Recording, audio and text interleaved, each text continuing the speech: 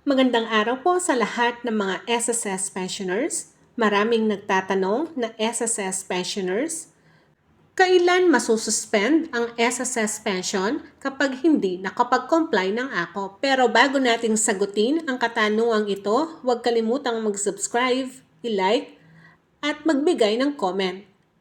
I-share na din ang video sa mga SSS pensioners. Kailan nga ba masususpend o hindi makakakuha ng monthly pension ang mismong SSS pensioner kapag hindi nakapag-comply ng AKOP sa mismong birth month? Ayon sa SSS, kapag ang isang SSS pensioner ay hindi nakapag-comply ng AKOP sa tamang schedule, ito ay magreresulta ng suspension ng kanilang monthly pension. Nang dahil dito, otomatikong suspendido ang pensyon isang buwan pagkatapos ng buwan ng kapanganakan ng pensyonado o namatay na miyembro.